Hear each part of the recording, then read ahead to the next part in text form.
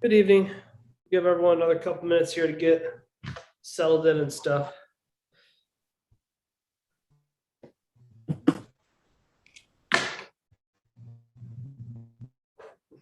I was wondering about all those moving lips with no sounds. Excuse me. We have some new settings for when we begin meetings, so everyone's going to enter muted. If you mute yourself to cough or whatever, you would then have to request to be unmuted again. Yeah, you raise your hand to ask. The reason for that is some recent events at another meeting, and oh, now this is new.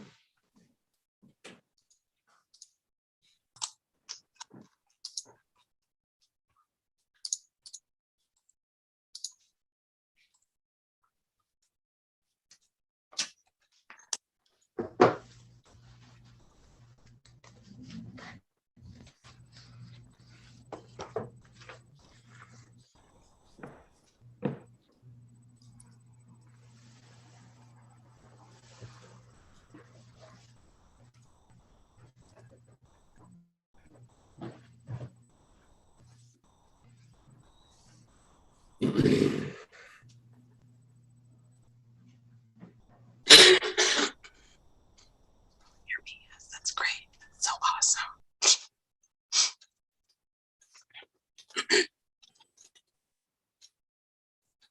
Hey, Paula? Paula, Yes. do you want us to be unmuted right now, or? Well, it's mainly the public participants that we sometimes worry about. Okay. Are one of you connected with an iPhone as well? No. I'm connected with an Android. In addition to your laptop? Oh, sorry. I'm using my hotspot. Never mind. Okay.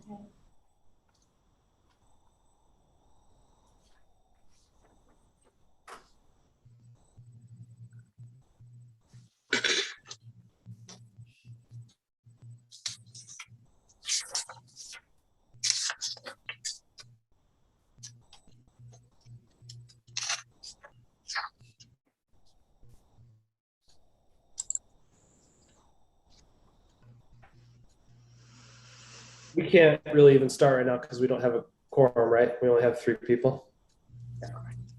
Correct. Paula, do you Paula know, will be absent. do you know who's on the iPhone, or is that just maybe a applicant? Just asking. I don't know. But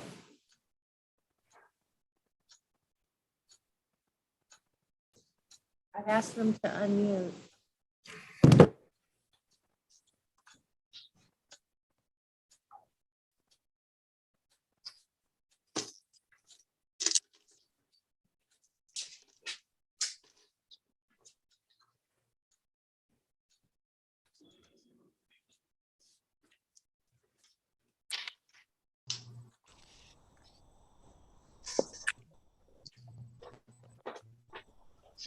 Paula, I'm going to send you a text, all right?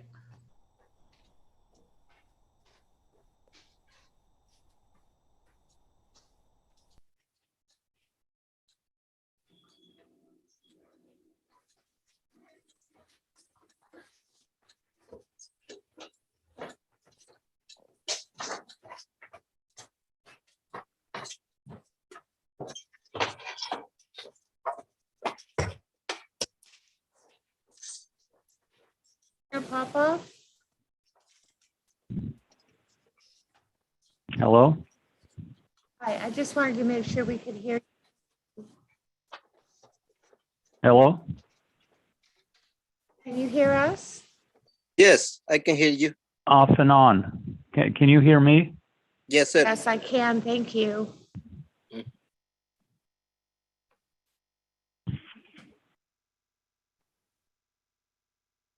It's raining out there.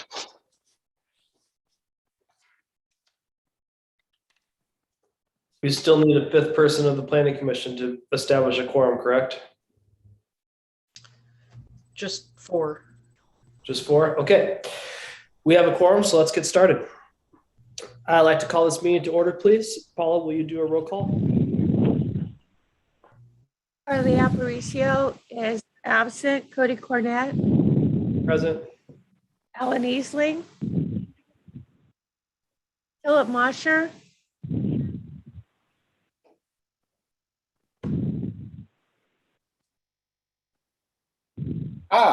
Now I can unmute myself. Yes, I'm here.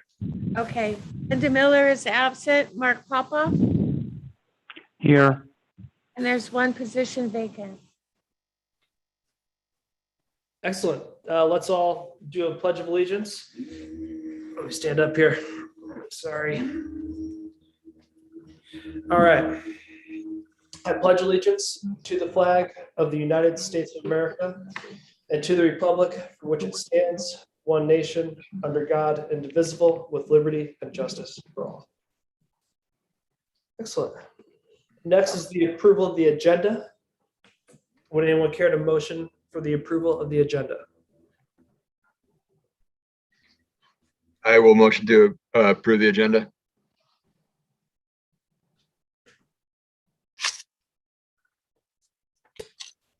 I will second that motion.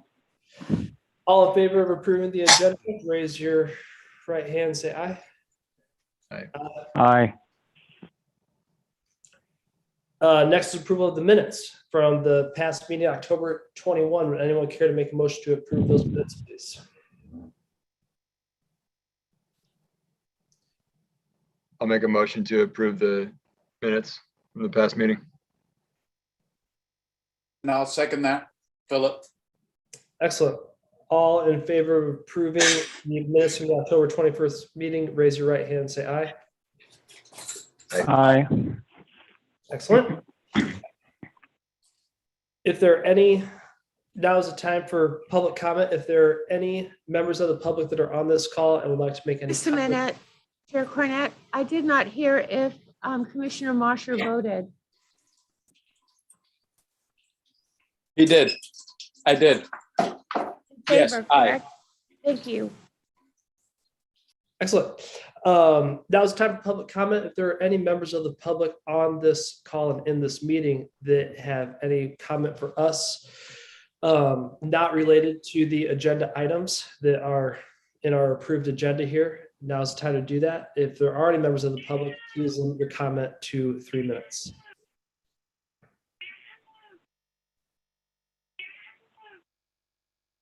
Okay, sounds like no members of the public want to say anything for things that aren't on the agenda. Let's move on to the staff comments, project updates, please. Alice, that would be you, right? Yeah.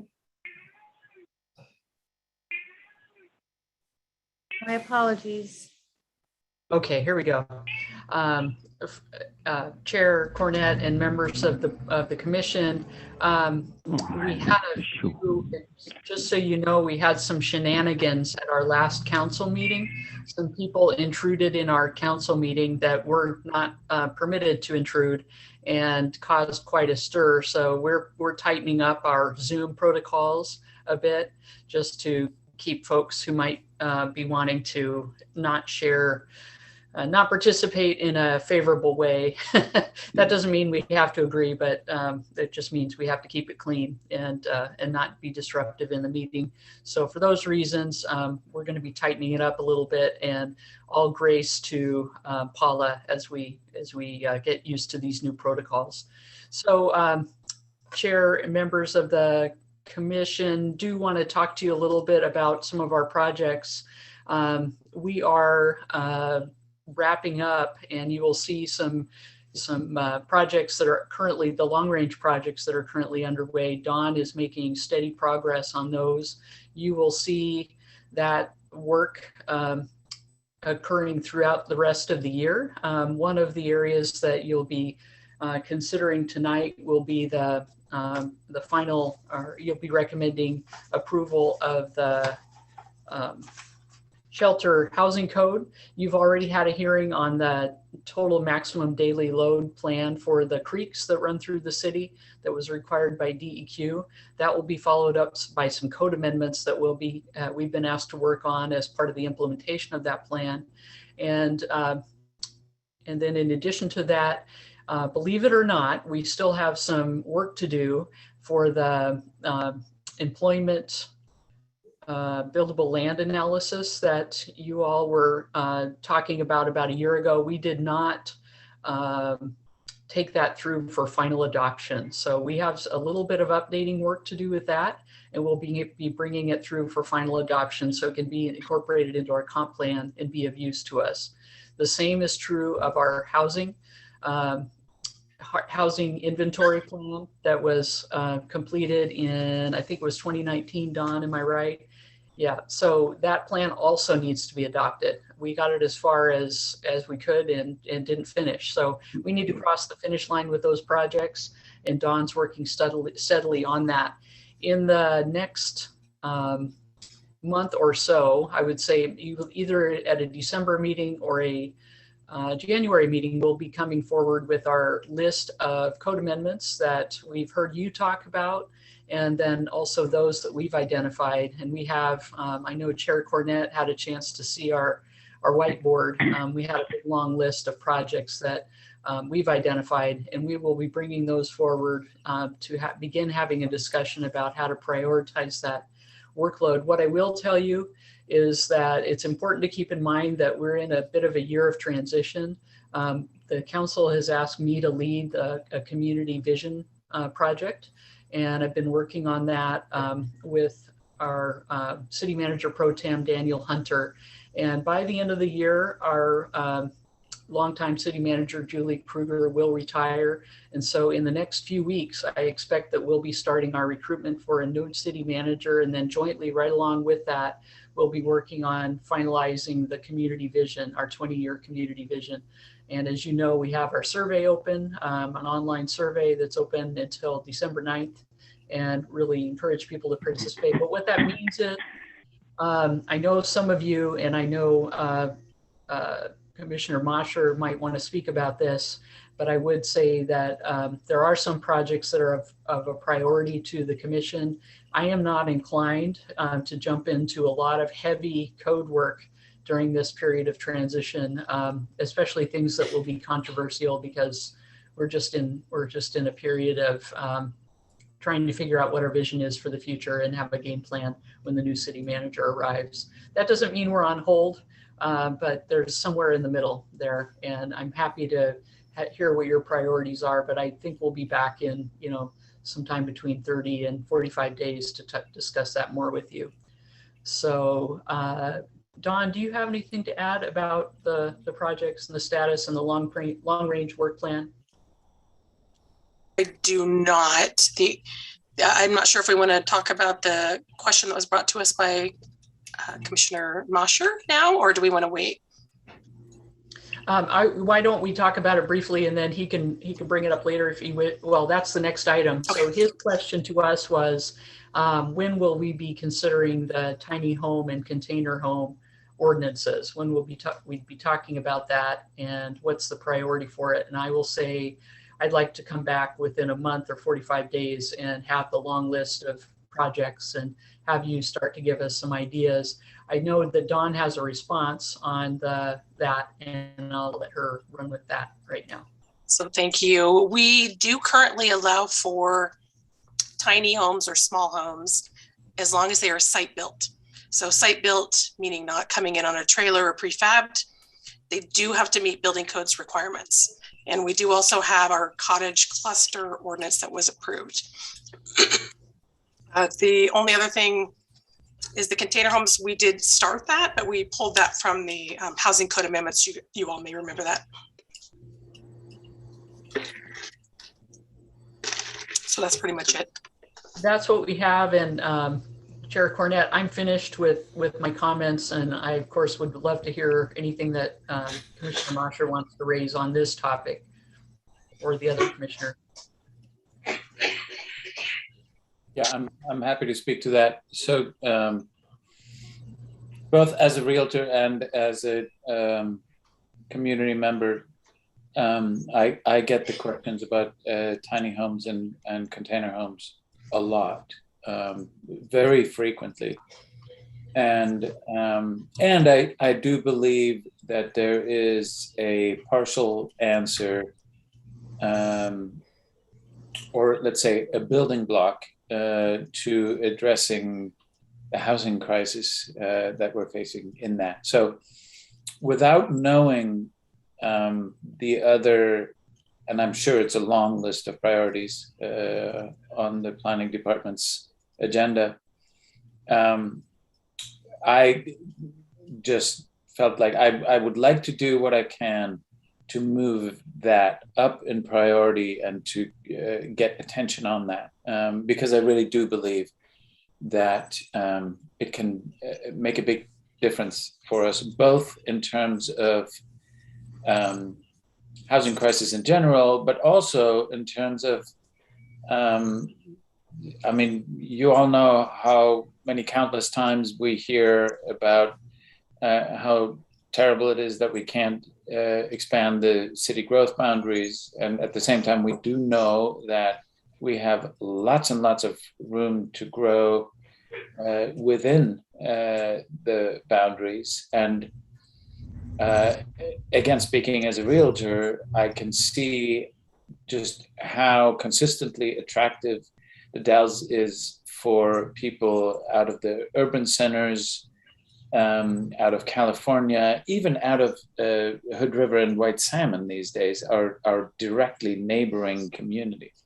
So I really do believe that there is a lot of good that can be done there, and have an interest in moving that up in the agenda. And again, at the same time, I do want to say, I do realize that there are a lot of competing priority items on the list, and I would love for this group to be able to see that list and help make a determination on what the right priorities, or what our priorities are. So I think your suggestion of give us a month to come back to you with that list of priorities, and then let's discuss it in a more holistic way, makes perfect sense, and I completely respect that.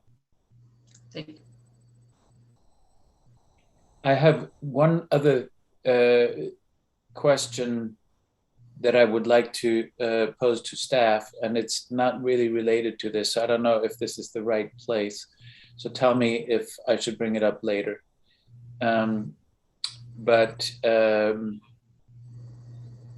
I submitted an answer to the vision survey on the first day that it was out.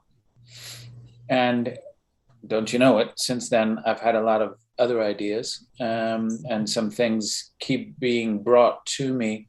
So I'm wondering, is there a way to augment what you've submitted, or add to it, or what's if we have more ideas that we want to share, what is the process for that? You can email those to me and also to Paula, either one of us, and we'll collect those. Do you need me to give you my email address? No, I don't. No, I don't. Okay. Feel free to tell your friends and neighbors to do the same.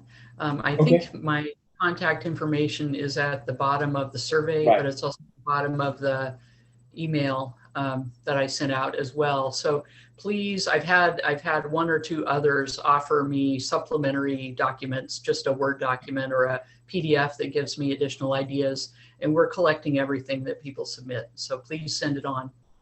I will do that. And if I may, I'm going to take another half a minute here and just share one of the thoughts that really was compelling to me. It was brought up in the government affairs meeting this morning. And that was when we discussed the completion of the historic highway around Mitchell Point. That was started in the spring of this year, and it has an estimated 2-year timeline to it. So not that much more than a year. And we will have one of the most scenic bike routes in the country going from Troutdale to the Dalles. And Lisa Farquharson of the Chamber made what I thought was a really compelling point, and that was, think about people coming into town and where they come into town. They come in on the far west end, and how inviting does that part of town look? And how likely is it that people will be like, whoa, this is kind of a dump, and get right, if they have transportation, right back on the freeway, or go to the transport center and take a bus and go back to Portland, Seattle, or God forbid, Hood River. So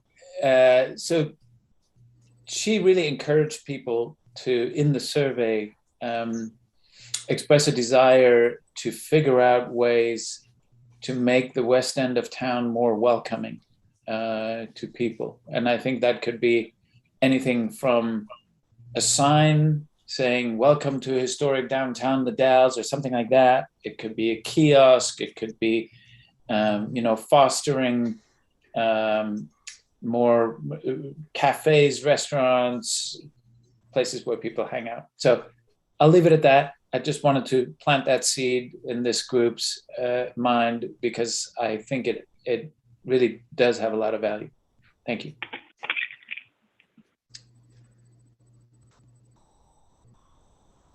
Chair Cornett, I think Dawn wants to say something.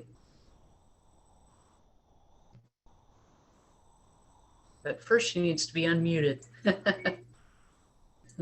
Sorry. Commissioner Mosher, I believe that the Beautification Committee is actually looking at some of that wayfare or signage. Mm-hmm. So hopefully we'll get something, or something will come through with their planning. I'm not sure if Alice is aware of any additional on that.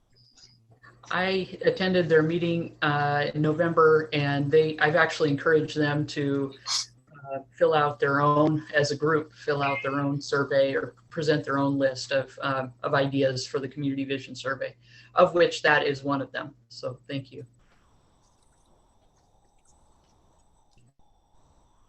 Excellent. Any other commissioner comments, questions at this time? Not related to the agenda items?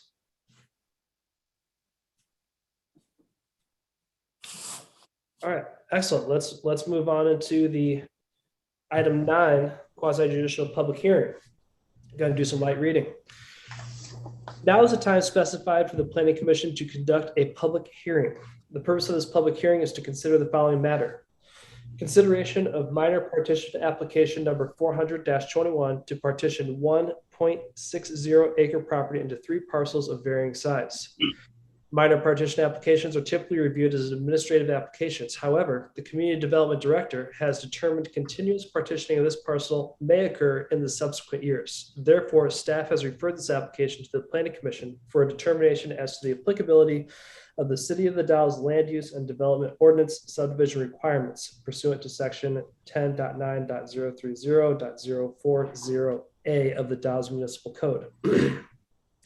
The substantive criteria upon which the Planning Commission will base its decision in this matter are found in Title 10, Land Use and Development to the Dalles Municipal Code. A public hearing is required by law and certain rules apply. First and foremost, you must be recognized by the chair in order to speak and present testimony. When recognized by the chair, please proceed to the microphone. It's already on your computer, and state your name and mailing address for the record. The hearing is required by law to be tape recorded. Generally, the public hearing procedure is as follows.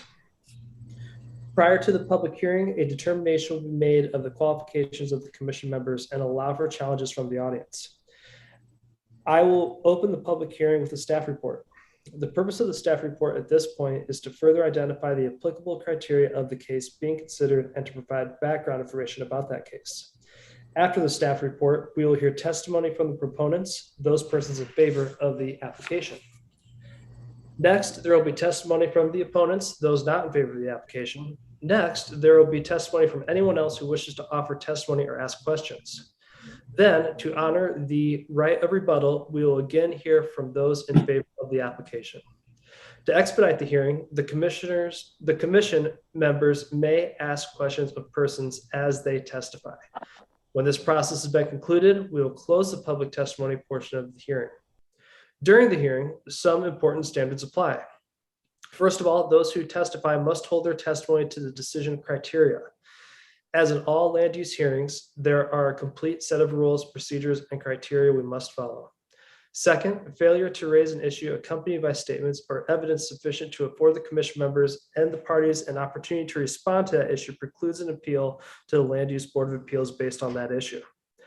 Third, the failure of an applicant to raise constitutional or other issues relating to proposed conditions of approval with details specific enough to allow the city to respond to the issue precludes any action for damages in the circuit court. Fourth, prior to the conclusion of the public hearing, any participant may request an opportunity to present additional evidence, arguments, or testimony regarding the application. If such a request is made, the law states the commission must grant the request by either continuing the hearing to a time and date at least 7 days from the date of the initial hearing, or the record must be kept open for a period of at least 7 days.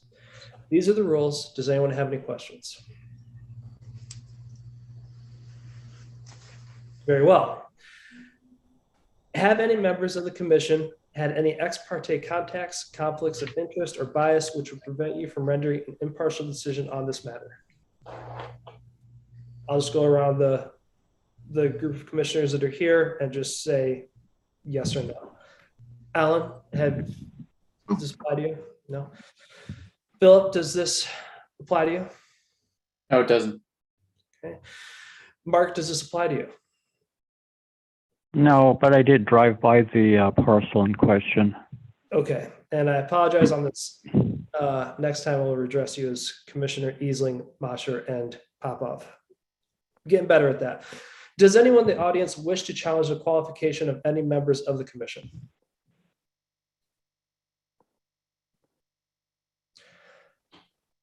Okay. Excuse me, Chair Cornett. I'm Yes. sorry. The folks that are calling in, if they press *9, they can then be recognized by you on their phone. I'm sorry. So they're going to press *9. Do I need to do Right. it, or is it just Right. automatically unmute them? If they want to make a comment or challenge in this case, and they're calling in by phone, if they press *9, you could then recognize them and I'll unmute them. Got it. Okay. So I'll just go back. Does anyone in the audience wish to challenge the qualification of any members of the commission? If you're on your phone, please press *9. You'll be recognized and given an opportunity to make that challenge.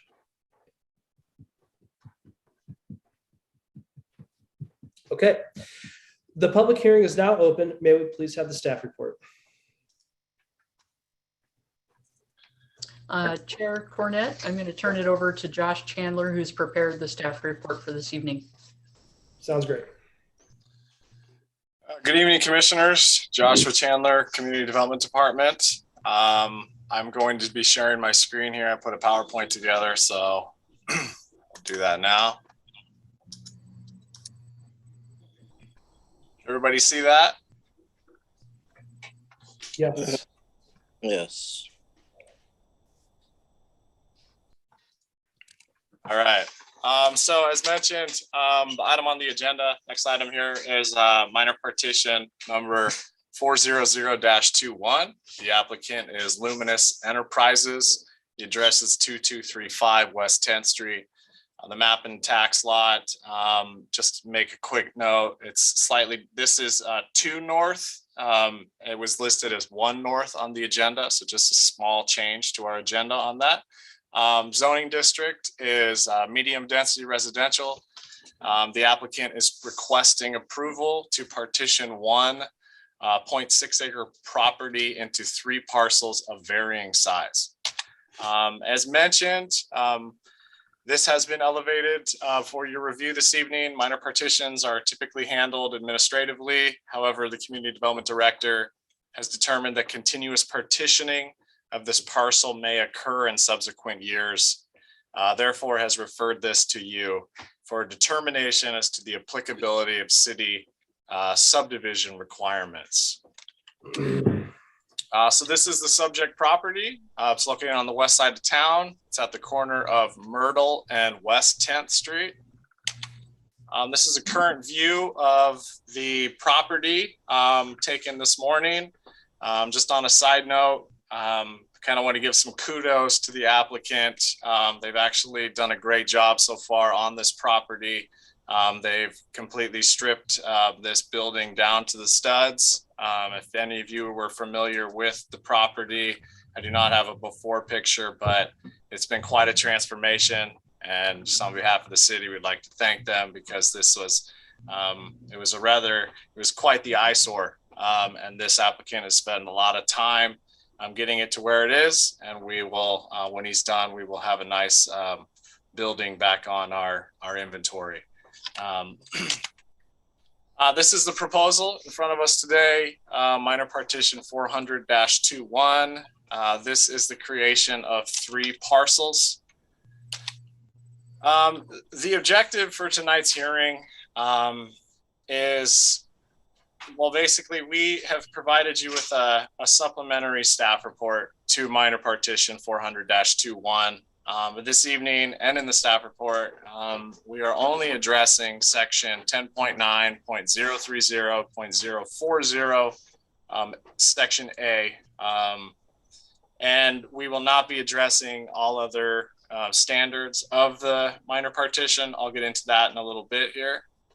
Following the Planning Commission's determination this evening, staff will either prepare an additional staff report for this minor partition consistent with all applicable minor partition criteria, or deny this partition and request that the applicant submit a subdivision application for review.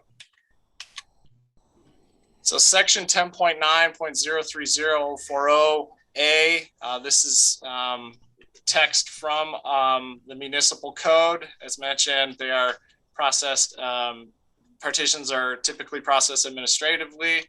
However, when the director determines that continuous partitioning of a land may occur in subsequent years, potentially resulting in the need for new roads, utilities, or stormwater drainage facilities, the application shall be referred to the Planning Commission for a determination as to the applicability of subdivision requirements. This section of the Dallas Municipal Code was adopted in 2017, and it added some language into the code that addresses a technique, I guess, of land development known as serial partitioning. Serial partitioning is the basically stacking multiple partitions onto one parcel and over the course of many years. And in doing so, that development avoids going through any subdivision review whatsoever. I'm just going to play the next couple slides basically as an example of how a serial partition develops. And this is the original parcel. As you can see, the dark lines signify lots that are being, or parcels that are being created, for instance. And this is just the course of how this land developed over, I think it was the course of 8 years. And this is what it is today. As you can see, over the course of 8 years through multiple partitions, this created 9 total parcels out here. And you could look at it as reminiscent of a subdivision with its own road running through. As mentioned, this has been referred to the Planning Commission. In doing so, staff outlined key points that resulted in referring this application. These points include the parcel size, information that was submitted, the differences between partitions and subdivisions, improvement needs, and utilities. So looking at parcel size, we outlined 2 density ranges that are listed both in the comprehensive plan and the Dallas Municipal Code. Gross density, which is outlined in the comp plan. For the medium density zone, this is 7 to 17 units per gross acre. Therefore, the size of this parcel, the minimum gross density would be 4. And the minimum density, which is outlined in each of our residential zones, this one being the medium density zone, states not more than 6,000 net buildable square feet per dwelling unit. As mentioned again, due to the size, the minimum density is 4.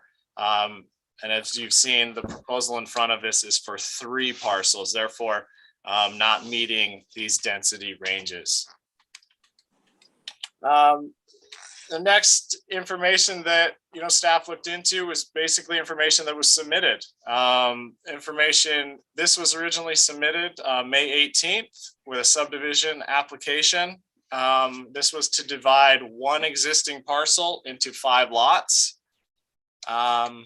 As you can see, this is what was submitted then after following site team on May 27th. Staff detailed the requirements of a subdivision, and the applicant chose to go a different route, and they went the minor partition route. This was submitted September 10th. This proposal is to divide one existing parcel into 3 parcels. One thing we looked at here, there's obviously there's some obvious similarities. One of them being this line here. These lines are very much the same, and even labeled on the partition plat. They were even labeled as future lot line. Staff looked at this and determined that it's the proposal going this route. It seems fairly attainable to meet the original proposal of a subdivision following the layout that they have presented here.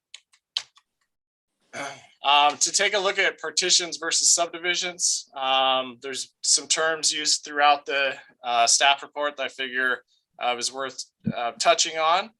Partitions are the creation of no more than 3 parcels in a calendar year, and subdivisions are the creation of 4 lots. So when we're talking about parcels, we are referring to partitions. When we're talking lots, we're referring to subdivisions. Both of these land divisions are administered through Chapter 10.9, partitions through Article 9.030, subdivisions through Article 9.040. But in addition, subdivisions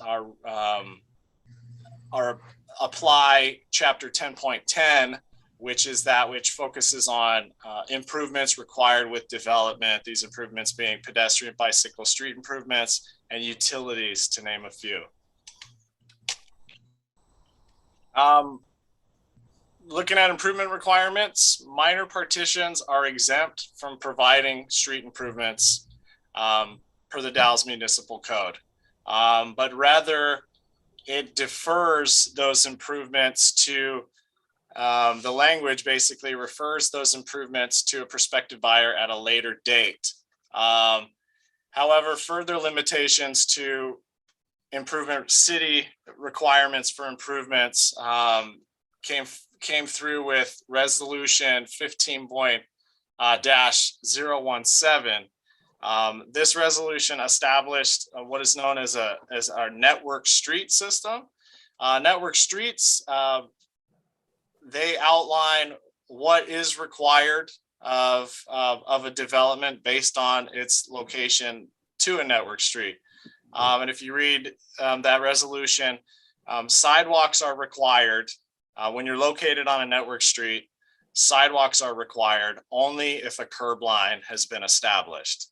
But if you're not on a network street, even with an existing curb line, sidewalks are still not required. This is from our TSP. This shows our network street system. This is the location of the subject property. And this is kind of a rundown again of partitions and subdivisions, directly related to cost. Partition development defers the majority of costs onto a buyer.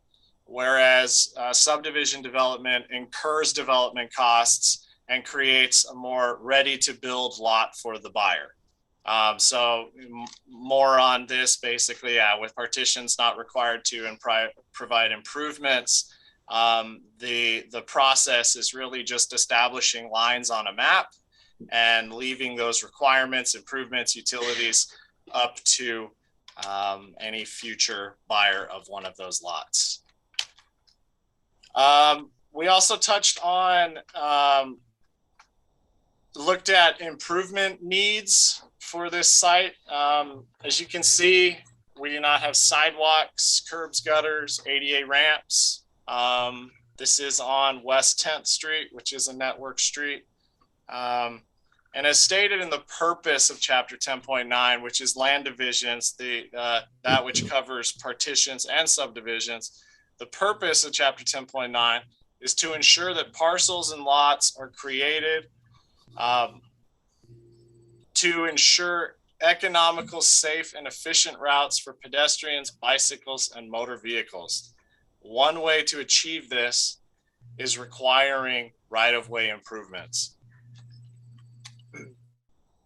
This is an overview of an aerial image on our GIS showing the location of the subject property. The blue lines in there are sidewalks. As you can see, sidewalk inventory on this section of the west side of town our inventory is very low on the amount of sidewalks that we do have. Some things to point out about this property: West 10th Street has a bicycle level of traffic stress rating of 3, 1 being the lowest, 4 being the highest.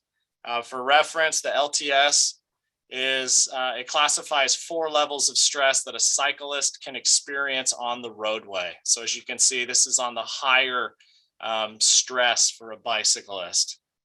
Another thing to point out is this site is within a quarter mile of one of 11 citywide fatal to severe injury accidents that was outlined in our TSP in 2017. To kind of do a rundown of the property again, it is a network street. There are future bicycle and pedestrian projects that have been outlined in the TSP. One of those being TSP IDP2, which is basically widening. That's incorrect. It should be a TSP bicycle project. So I have those kind of swapped a little bit, but the intent is to, with this would be widening the bicycle lane on both sides. I apologize, both of these are kind of swapped here. And then this other project that we have, which is actually a pedestrian project, this would be establishing sidewalks along the entire 10th Street in this area. In addition to the improvements, to improve our pedestrian on our bicycle system, a subdivision application would also require improving 1/2 of West 9th Place, which is this section here. Currently, there is no access between Myrtle and 9th Place. We do have established right-of-way, which is area intended for building roads and sidewalks, but the road itself does not continue through. As you can see then, traffic traveling into that area, it's a dead end. So there is concerns obviously with dead end roads, especially when you're dealing with safety personnel and a fire, for instance. This is another look from Myrtle, and this is a picture taken today. This gives you an idea. This is the West 9th Place right of way. As you can see, we do not have a connection. So one thing a subdivision would do is we would require half street improvement. So half of this would need to be improved, and therefore establishing a road through there, sidewalks and curbs. And this is, from our code, that residential streets shall connect with surrounding streets to permit the convenient movement of traffic between neighborhoods or facilitate emergency access or evacuation. Another thing staff looked at were the utilities. We discussed at site team that utilities are adequate around the area. This gives a map showing from our GIS system. The blue, the dark blue, the water, this is in Chenoweth Water District. So actually the city does not have GIS files pertaining to the water inventory. So this is a general idea. All of these are a general idea of where these are at, but basically it shows the rights of way that they are located in. So of course, locations may vary. When talking about utilities, looking at the two developments, the partition development, there are no lateral connections required. So this previous map that I showed, these are main lines. So those are the main lines, the larger lines that are placed in a street.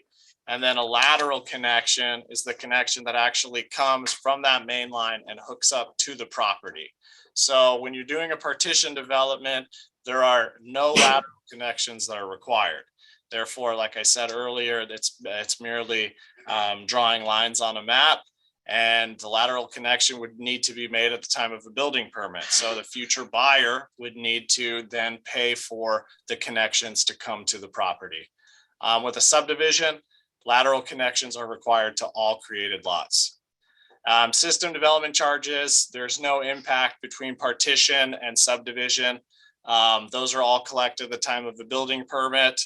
The city, we don't require that developers, well, we don't accept payment from developers ahead of essentially paying into an SDC fund and then having them on file. We don't deal with that. So it's basically all of them are collected at the time of the building permit. I also wanted to just point out to kind of give everybody an idea of partitions, past partitions, and examples of them that lack improvements. This demonstrates the need for requiring improvements with partitions. This first here, it's on the corner of East 13th, 14th, and Thompson Street. That's the location of it. As a reminder from our map earlier, Thompson Street is a network street. This location here is located next to two places of worship, I think within 500 feet of both of them. And you can see we do have quite the sidewalk system there. However, being a partition, this was not required to install improvements. Therefore, I think, the glaring gap is the connection along Thompson Street. And this also is within, I believe, 800 feet of Thompson Track. This next partition that did not require improvements is located off of Morton. As you can see, there's far less of a sidewalk inventory. But one thing that, I'd like to point out is the fact that this development placed 3 duplexes on each of these newly created parcels. Therefore, it was 6 total dwelling units on this one plot of land, and no improvements were required per the Dallas Municipal Code. So to look at this section again, as I mentioned, this is what we are discussing this evening. We are not discussing any other aspect of the partition, whether it meets lot sizes or anything. Staff would address that at a later date. But really, we have referred this to the Planning Commission to determine if this should be applicable to the subdivision requirements of the Dallas Municipal Code. The commission alternatives, staff's recommendation would be move to require this proposed land division at 2235 West 10th Street to be reviewed as a subdivision application and direct staff to deny minor partition 400-21. The other alternative would be direct staff to review this partition as submitted. Pursuant to state ORS, we would be required to render a decision on the matter no later than January 11th. However, I would imagine we could, if this is the option, I would imagine we can move forward with this relatively quickly. And at this time, I'm more than happy to take any questions.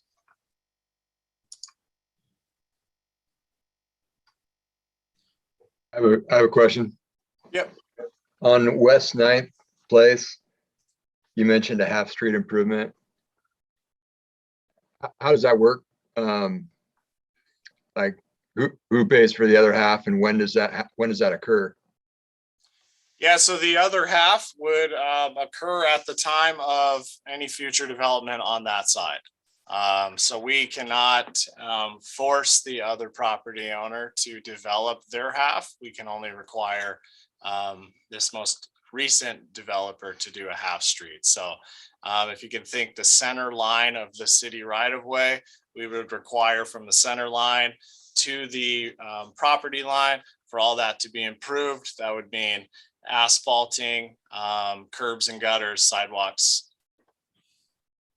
So And then- yeah, timing of the other would be dependent on when the other property owner decides to redevelop. So would that be usable with just half a street? I mean, could that? It would be. You would have, Dale, correct me if I'm wrong, you'd probably have at least a 12-foot travel lane.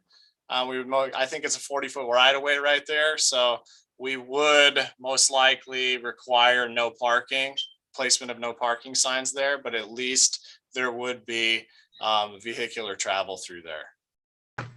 Yeah, that's correct. Okay, thanks. I have a question, and it's probably not an easy one to answer, but I think that the staff's recommendation makes a lot of sense in terms of what's in it for the city. I guess the balance is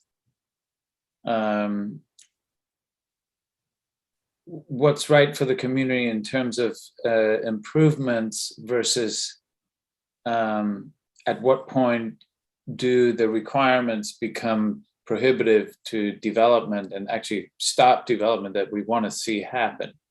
And like you said in the beginning, it seems like this developer has already displayed an intention and motivation to improve that area of town for the community. So my question, hard as it may be to answer, is to what degree does requiring a subdivision move this into an area where it just doesn't pencil out, where the likelihood that requiring the improvements means they're not going to do anything at all becomes something that we should consider. Chair Cornett and members of the commission, if I can take a stab at that. Most other cities in the state of Oregon and maybe across the United States require improvements with these types of improvements with partitions and even with single family lots. We are an anomaly here in the Dalles. And I would tell you, I don't think the cost of lots is any lower here. In other cities, people would be buying a shovel-ready property that has all of its improvements, has all of the utilities connected, and has plans already approved for the sidewalks and engineered and so forth. So those things are built into the price. I think that the buyers of these lots are getting the raw deal, I believe, and that the people that are dividing the property are profiting more than they would in other communities where they're required to put in the improvements. So I'm not sure that it might be prohibitive for the developer. I mean, I don't think it's as prohibitive for the developer. I think it's problematic for the buyers of these properties. And I'm very concerned about it. I'm also very concerned that our community members aren't. Later, we're getting questions following the legacy decision. Well, why don't we have more sidewalks? Well, we don't, because we're not requiring them of our subdivisions, of our petitions. So we have whole areas of the city that aren't connected with the rest of the city. And the expectation, I think, now is that the city's going to use its existing revenues to build those sidewalks. Well, there isn't enough revenue to go around. And I would say the citizens of the Dalles and the buyers of these properties are losing out. That's my opinion. And I hope at some point we'll have a full code change that this won't be the case anymore, that we will get improvements with partitions. But that's the crux of this decision, and ultimately it's yours to make. You get to make this judgment.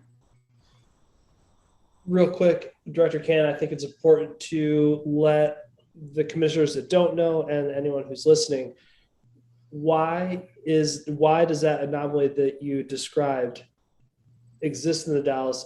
How does it exist in the Dalles?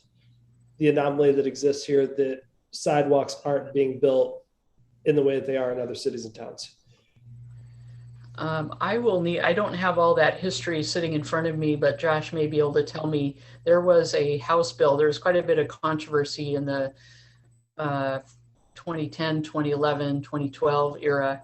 And there was a House bill that was passed that prohibits the city from requiring LIDs and any reimbursement districts to pay for these improvements. And then the city went a step further following the passage of that legislation that, by the way, in the whole state of Oregon only applies to the Dalles. So it was passed by local people at the state level.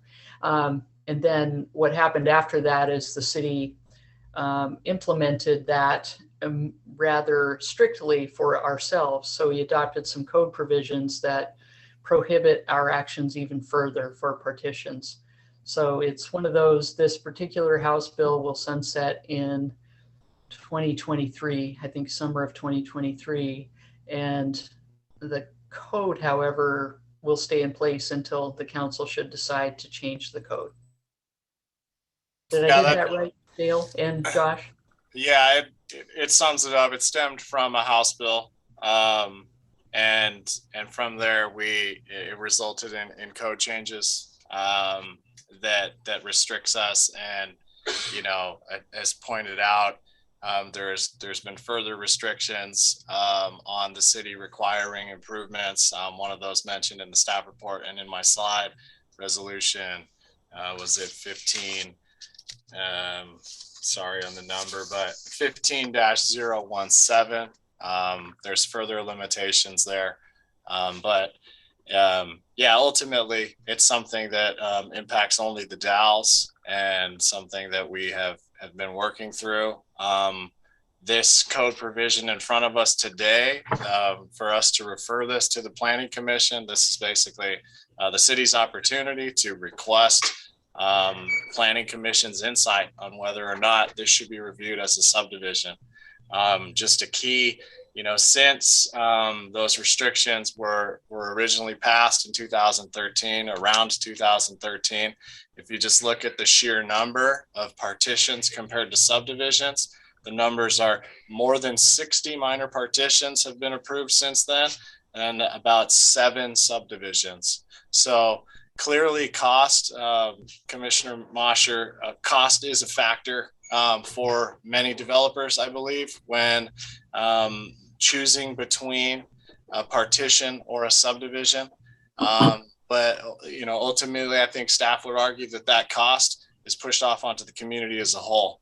We're getting we have gaps in our sidewalk system, gaps in our bicycle system, and ultimately our hands are tied unless we come to Planning Commission and have Planning Commission recommend this as a subdivision. If it's helpful, due to the fact that there are so many utilities within the area, the utility costs for the developer, if this were to be reviewed as a subdivision, relatively on the lower end. Those costs to bring laterals to each of these sites, those are the costs that then would be pushed off onto the buyer. So, you know, at one point the developer could take those on rather than the new buyer. And if we can also share the city engineer, Dale McCabe, put together some numbers, if it helps to show what the cost would be to put in these improvements, or we can, you know, discuss that at a later time. Thank you so This is- much. Yeah, I guess I just want to raise that this is a larger policy issue. I want to make sure we stay focused on the question in front of us, but this is Right. one we can certainly talk about more as a commission. But I do want to express my gratitude for really insightful answers, both from Director Cannon and Planner Chandler. That's really, really helpful to understand more of the context, and it has helped me to get great clarity on agreeing with the staff recommendation. Thank you. Okay, and I just want to point out that, you know, we have to make our decision here, which will be coming later after we hear from the applicant and those others, that we are here to make decisions based on the facts in the staff report. There's nothing about economics in the staff report. So I think we'll move on. Does anyone wish to testify in favor of the application? At this time, I think the applicant would very much appreciate the opportunity to speak on their behalf. So when that person is unmuted, please state your name and address for the record. And this is the applicant, right, Chair? That is correct. The applicant, I believe you need to press *69, and then Paula will grant you your voice, for lack of Just, excuse me, Chair Cornett, it's just *9. *9. I've invited them to unmute. I don't know.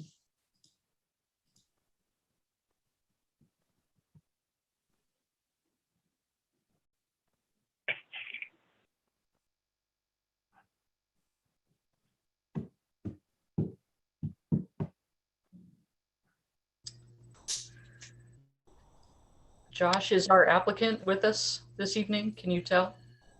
I'm not recognizing any names or the applicant's surveyor. I do not believe they are with us. There are a couple, obviously there's an iPhone user and a Galaxy user, and then Morales, but those do not ring a bell as being part of the applicant's group.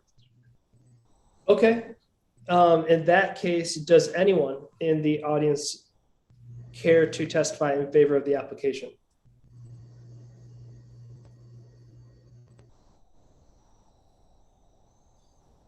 Okay, moving on. Does anyone wish to testify in opposition to the application? If so, press *9. You will be unmuted, and then state your name and address for the record.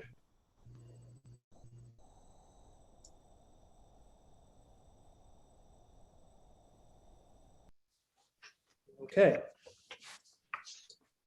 Does anyone wish to testify that are not in favor or opposition, or that would like to ask any questions? These are members of the audience, general public. Does anyone wish to testify whether they are in favor or opposition, or that would just like to ask general questions about this project? Again, press *9 and you'll be unmuted. Who is the applicant? Can we get a name? Sorry, real quick, if you don't mind unmuting yourself and stating your name and your address for the public record. My name is Yesenia Morales and address is 2229 West 9th Street. Thank you. Would you mind just stating your question again real quick, and leave yourself unmuted so that if we care to have a discussion, you don't have to keep doing that. I was just asking the name of the applicant that is not present today. So the name of the applicant is, it's actually Luminous Enterprises Incorporated. Okay. Is there, and there's no name, no formal name on the application? No, as submitted. Luminous Enterprises as submitted. Okay, got it. Ms. Morales, does that answer your question? Unfortunately, it doesn't, but to a degree it does.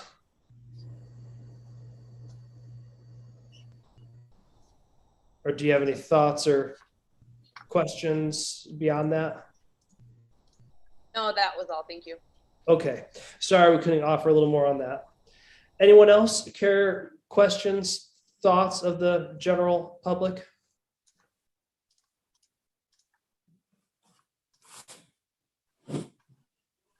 iPhone user or Galaxy S21 5G? Okay, I think we'll just keep on moving on then. I'd like to make a comment on the application here on Appendix 1, which is on page 36. In the schematic of the future subdivision, the lots would be 35 feet wide, assuming that they're all the same width.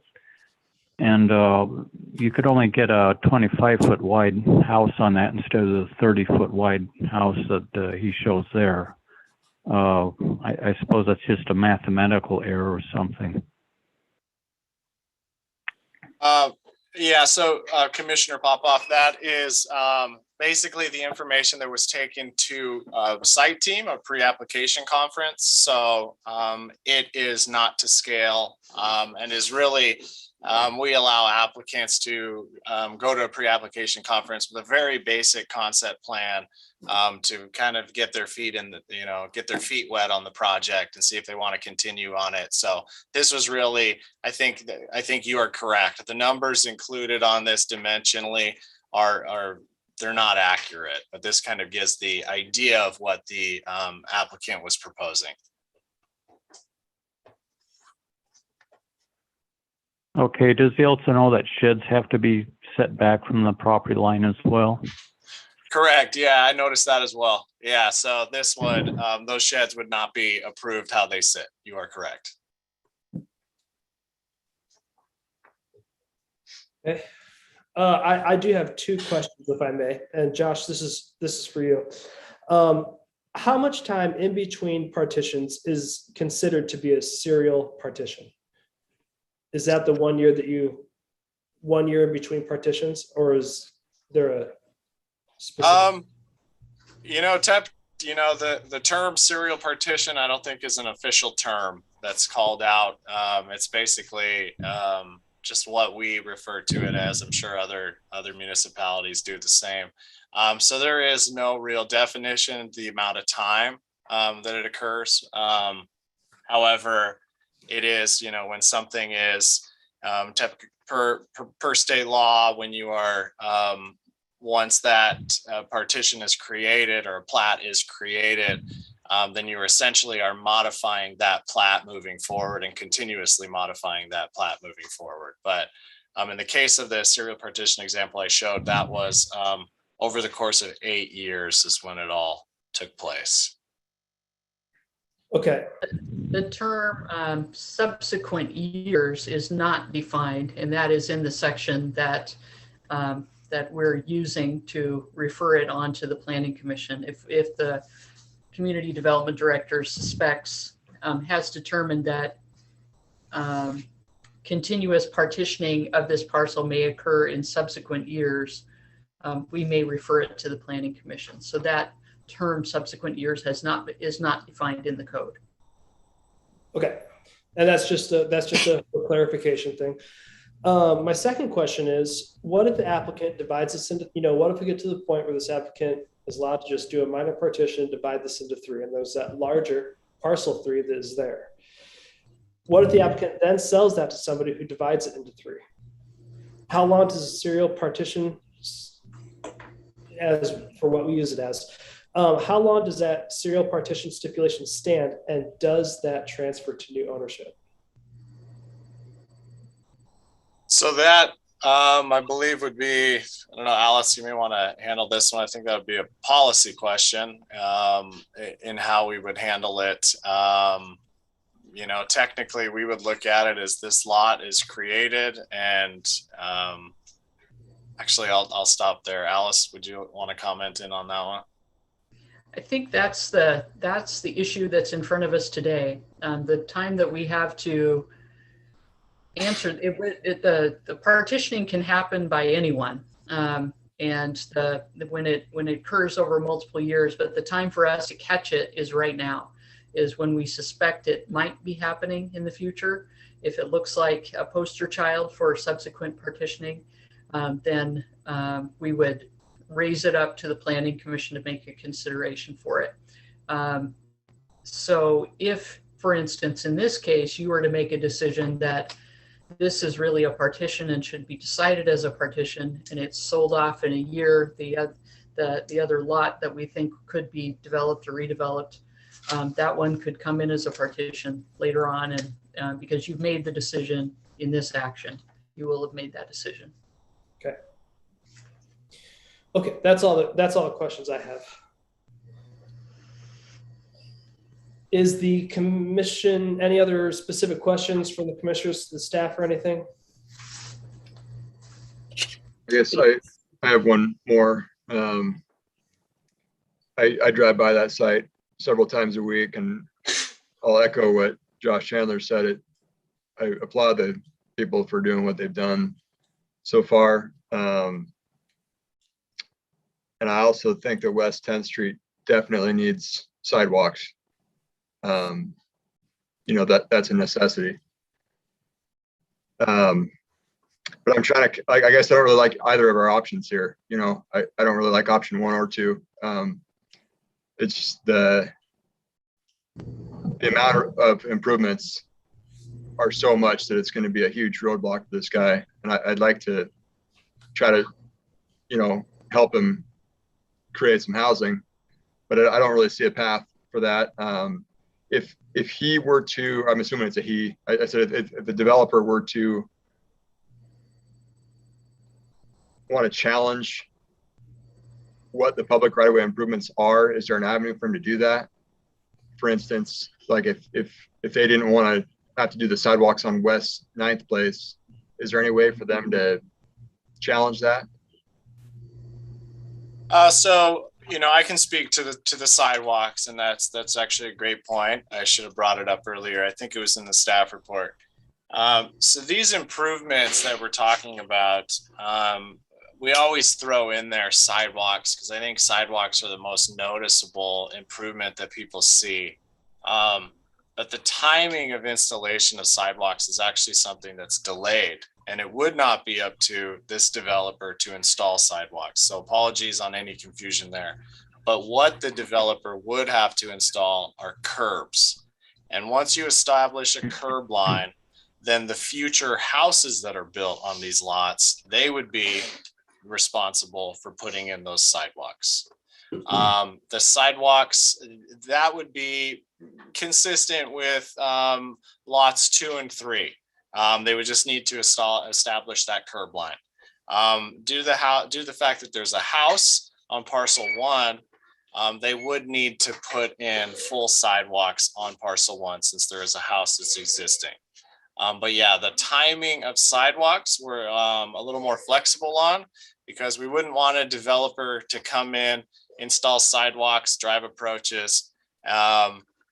Then you would have a lot that has a prescribed driveway location, and you have no real flexibility of where you can place a home. So the big thing here, the improvements we're talking about, would be just establishing the curb line. And then if they were to sell off the other parcels, then it would be up to those new property owners to install sidewalks. Okay, so curb line on 3 sides and sidewalk on the corner where the house is now. Is that what I'm hearing? Yes, that's what I seems consistent, right, Dale? Correct. And that house on the corner, when they're putting their sidewalk in, would be required to put in the ADA ramp with that sidewalk. Okay. Okay, well, that's that's less than I had in my mind. We were putting that he was going to need to put sidewalks everywhere. So that's good. Yeah, and for, to kind of jump back to West 9th Place, then, of course, he would just be putting in those curb lines and the asphalt for the street. Okay.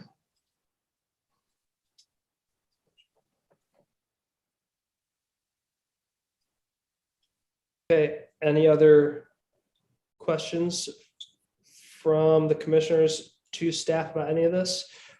If not, are we ready to proceed to deliberations?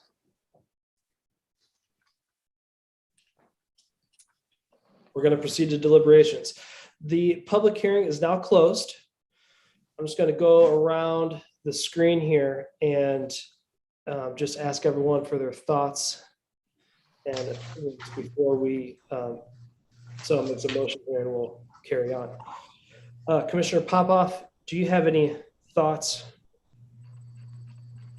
Well, I think putting in the sidewalks after the building has been put in makes more sense because if the sidewalk's already in place, it's, quite often it's going to get trashed by heavy equipment driving over it. They're really not designed to be driven on. They're only 4 inches thick, which isn't thick enough to support a vehicle, especially something like a bulldozer or front loader or a cement truck. So I think waiting until the house is being constructed and having the sidewalk as part of the finishing touches just makes more sense.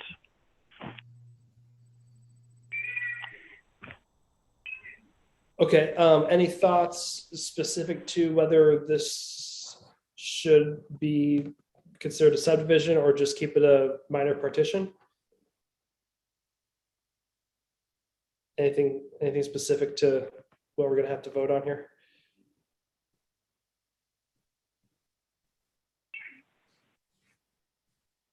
I guess just keeping it a minor partition would be okay. Okay. Alan, your thoughts?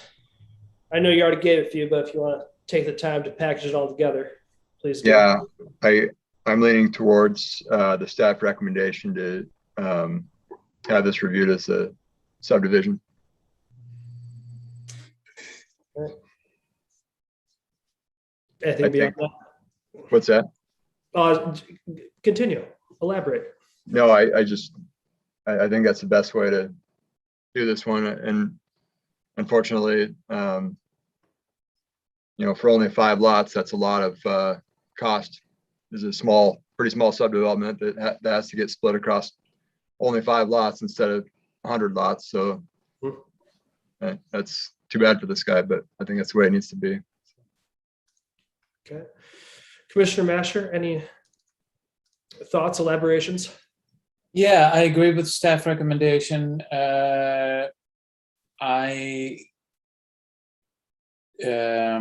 What was really compelling to me was the thought of requiring the developer, putting the cost of that on the developer rather than the individual buyer. I also think a more centralized approach to the responsibilities makes more sense than a checkerboard. Let's see who buys it and how they can deal with the requirements. And I think as a community to make a statement about the importance of infrastructure like sidewalks, bike paths, and a coherent utility infrastructure is the right statement to make for us as a community. So I agree with the staff recommendation.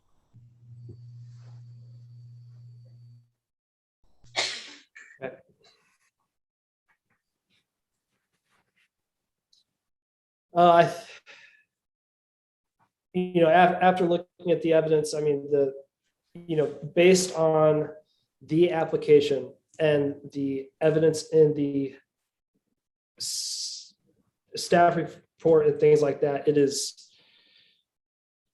you know, and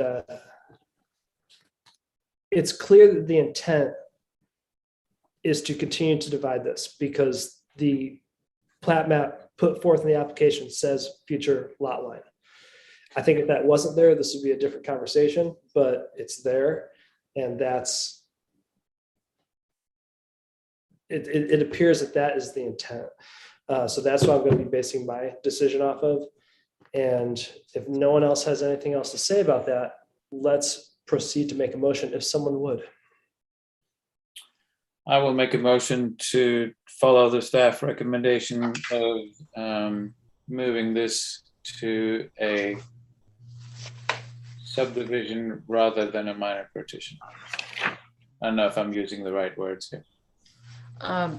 Commissioner Masher, could I ask you to read from page 35 of the staff report, the motion language? So just to be clear. Or I can read it for you if you'd like. That's okay. I'll give me just a second. I'll find it. Thank you for giving me that page number.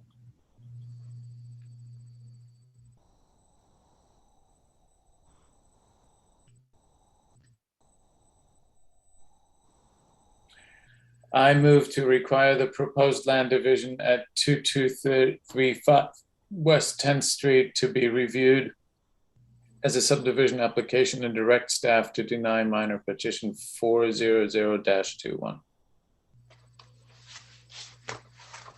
Okay. Anyone care to second that? I'll second. That motion has been, or the staff recommendation has been moved and seconded. We will vote on the staff recommendation, move to require the proposed land division at 2235 West 10th Street to be reviewed as a subdivision application and direct staff to deny minor partition 400-21. All in favor of that motion, raise your right hand and say aye. Aye. Aye. All not in favor, say no. No. Okay, we ran out of people or someone would abstain. So that is 3 in favor and 1 nay.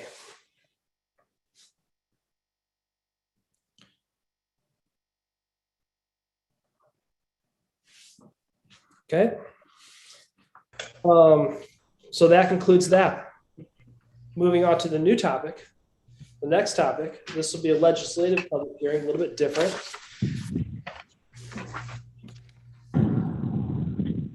Now is the time specified for the Planning Commission to conduct a public hearing. The purpose of this public hearing is to consider the following matter: consideration of zoning ordinance amendment application number 106-21 to amend the Dallas Municipal Code, Title 10, Land Use and Development. The amendment purpose is to expand permitted uses. The amendment purpose is to expand the permitted uses in the commercial general and commercial light industrial zones to allow shelter housing, also defined as established and seasonal shelters as permitted uses subject to proposed standards. The substantive criteria upon which the Planning Commission will base its decision in this matter are contained in the city's comprehensive land and plan. Are contained in the city's comprehensive plan and land use and development ordinances. A public hearing is required by law and certain rules apply. First and foremost, you must recognize by the chair in order to speak and present testimony. When recognized by the chair, please proceed to the microphone and state your name and mailing address for the record. The hearing is required by law to be tape recorded. Generally, the public hearing procedure is as follows. Prior to the public meeting, a determination will be made of the qualifications of the commission members and allow for challenges from the audience. I will open the public hearing with a staff report.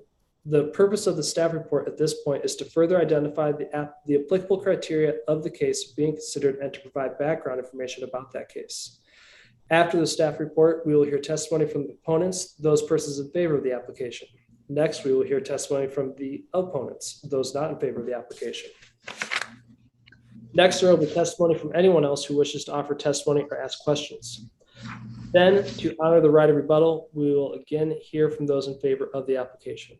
To expedite the hearing, the commission members may ask questions of persons as they testify. When this process has been concluded, we will close the public testimony portion of the hearing. During the hearing, some important standards apply. First of all, those who testify must hold their testimony to the decision criteria. As in all land use hearings, these are a complete set of rules, procedures, and criteria we must follow. Second, failure to raise an issue accompanied by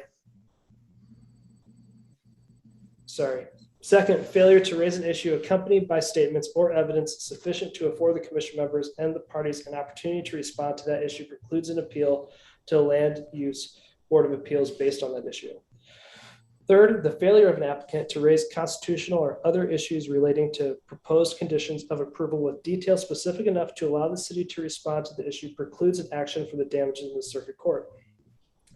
Fourth, prior to the conclusion of the public hearing, any participant may request an opportunity to present additional evidence, arguments, or testimony regarding the application. If such a request is made, the law states the commission must grant the request by either continuing the hearing to a time and date at least 7 days from the date of the initial hearing, or the record must be kept open for a period of at least 7 days. These are the rules. Does anyone have any questions? Okay, no questions. Have any members of the commission had any ex parte contacts, conflicts of interest, or bias which would prevent you from rendering any impartial decision on this matter? Commissioner Popoff?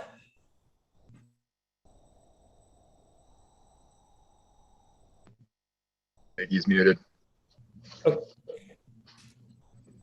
Okay, Commissioner Easling, any ex parte contacts, conflicts of interest, etc.? No. Commissioner Mashner, any ex parte contacts, conflicts of interest, etc.? Nope. Okay. Commissioner Popoff, any ex parte contacts?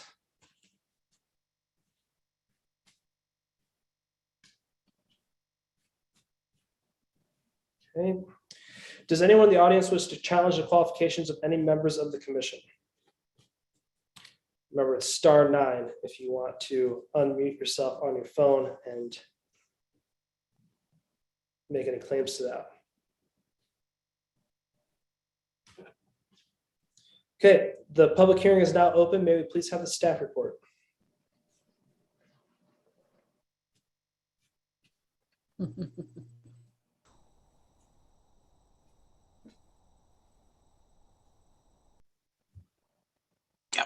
Okay, sorry about that. And I want to apologize in advance. I'm getting over a little bit of a head cold, so you'll see me coughing. You've probably seen me move a little bit. So I'm going to try to get through this as quick as I can. I'm going to share my screen now.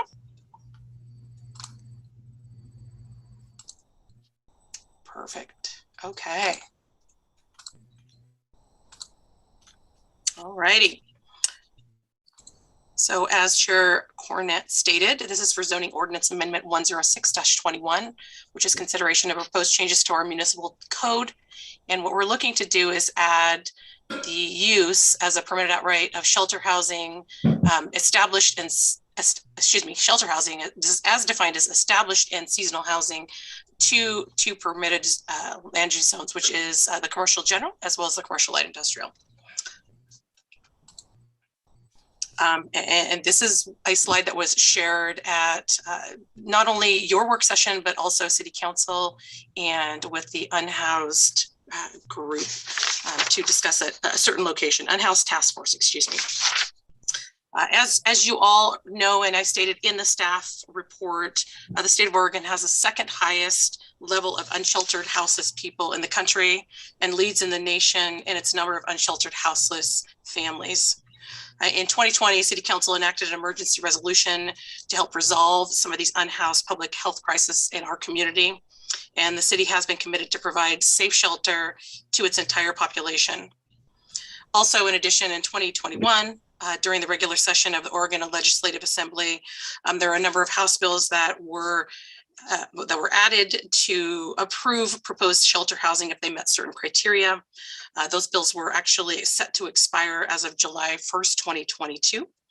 And what we ended up getting direction from City Council was that we were going to be addressing this so that it could actually be something that was permanent. So we'd be ahead of any type of potential regulation that would require these to be permanent. So in 2021, we were directed, as I stated, by council to review and make recommendations to include these shelter housing as permitted uses. It was shared with City Council through a discussion item, the Unhoused Task Force in 2021, and as well as the Planning Commission, you guys on October 13th, 2021. During that work session on October 13th, we had 2 comments that came from the discussion item, which included that staff take a look at providing a buffer around schools that would be similar to the marijuana code buffers, as well as increasing the landscaping standards to ensure that the shelter housing provided additional green space that was well kept and maintained. So taking a look at the first comment that was made, staff did review and did an analysis and provided buffers around the schools throughout our community. The 1,000-foot school buffer, we reviewed the number of properties that will be impacted. While we made our review and analysis, we're not recommending that these buffers be added, but the Planning Commission, you may make that decision or recommendation that this buffer be provided. In looking at the schools that were operating within 1,000 feet of the commercial general and the commercial light industrial, we found that there were 3 operating schools that were within 1,000 feet of commercial general and 1 school that was within 1,000 feet of the commercial light industrial district. The schools that are within those areas are Watonka High School and Chenoweth Elementary, and those 2 actually share a campus. Then we have St. Mary's Academy, as well as the Oregon Child Development Coalition. Watonka Chenoweth School campus actually impacts 15 CG or commercial general parcels and 11 commercial light industrial parcels. So in this map here, the schools are identified as yellow. The commercial light industrial is this light blue color. And then the commercial general is actually the green. So any green or light blue that has red around it is what I calculated and what was shown in this map.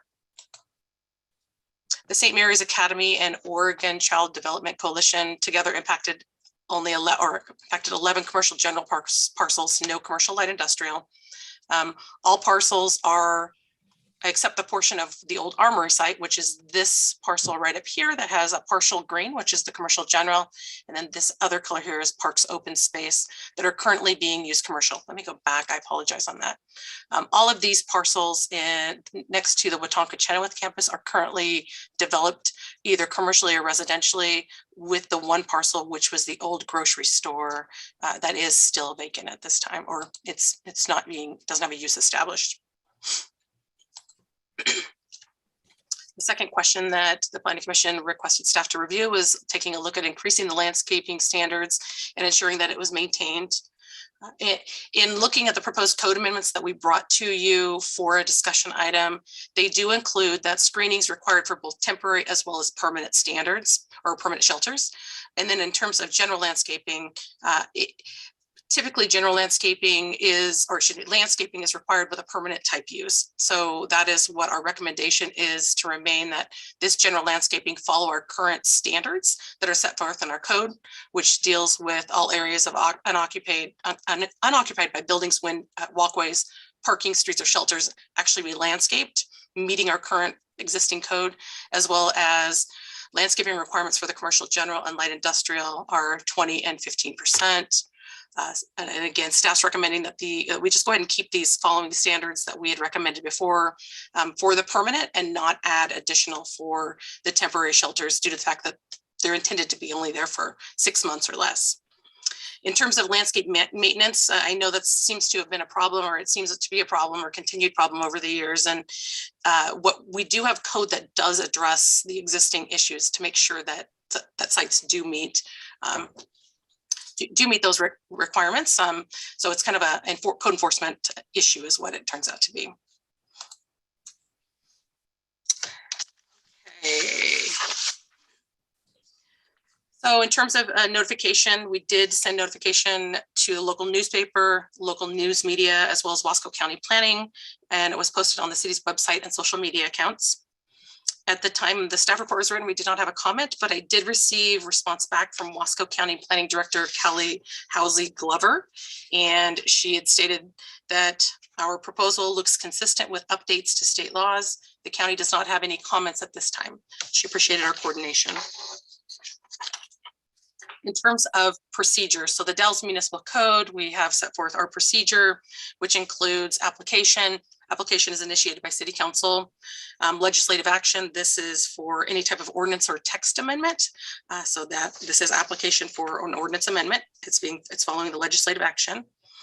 This is a public hearing, so we're meeting that requirement.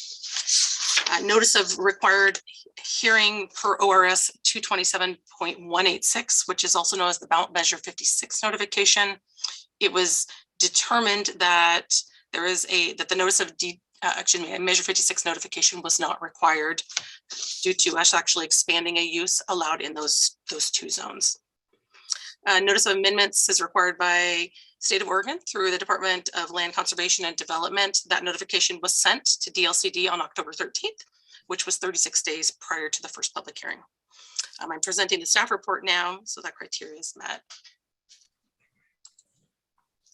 The review criteria also includes the comprehensive plan, the comprehensive land use plan. This was a little bit more complex in terms of we don't really have much in our comprehensive plan that deals with this houseless population and or this type of housing. So I found a couple areas that we can make it work. And I think this will be some additional discussions that we have with the DLCD in the future about making some modifications or future modifications to some language that we have. So goal number one is citizen involvement, to develop citizen involvement program to ensure that opportunities for citizens are involved in all phases of planning. Our land use process and policy framework includes citizen input, which is what we're dealing with today. I do believe that we have had some input outside of any type of meeting that has helped us formulate some recommendations for you. The second comprehensive plan goal is number 2, land use planning. Establish a land use planning process and framework for basis of all decisions. And these amendments are updating our existing zoning ordinance, and it's following the directive of the comp plan. Goal 10, housing, to provide housing needs for citizens of the state. So flexibility in implementing ordinances is needed to accommodate infill and foster a variety of development. So this is where I believe that the proposed amendments were consistent with our comp plan in that it's providing shelter housing options as permitted uses in our commercial general as well as our commercial light industrial zones, including temporary and permanent shelters, actually fostering an added housing option for our houseless populations. Policy number 21, the city will support programs that would enable low and middle income to obtain safe and sanitary housing through public and private for-profit and nonprofit efforts. We believe that the proposed amendments are consistent with the comp plan by expanding these opportunities for shelter housing that will enable people to obtain safe and sanitary housing through public and private efforts. The proposed changes will allow for opportunities to develop both temporary as well as permanent shelter housing in our community. Staff's recommendation is that we move that you approve, or we recommend that the Planning Commission move to recommend the City Council the approval of Zoning Ordinance Amendment 106-21, adopting code amendments that are attached to your staff report and adopting findings included in the staff report with any additional changes from the commission at tonight's meeting. And if you have any other questions of staff, this would be the time to ask. And or if you want to make some changes to that recommendation, we can talk through that. And that is all I have.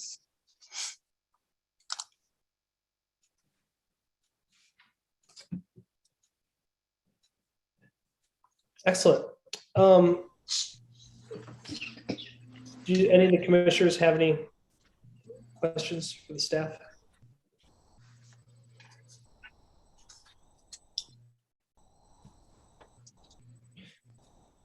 Okay.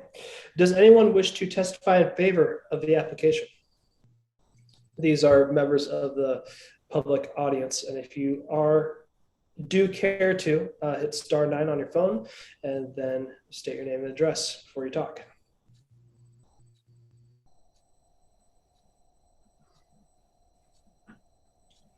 Okay, does anyone wish to testify in opposition to the application? Again, *9, state your name and address for the record, and then go ahead and make your opposition.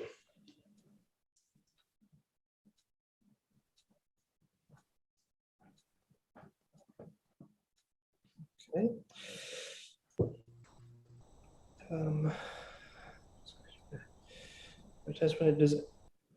Does anyone wish to testify that are not in favor or opposition, or that would like to just ask questions? If you care to do so, hit *9. State your name and address for the record, please.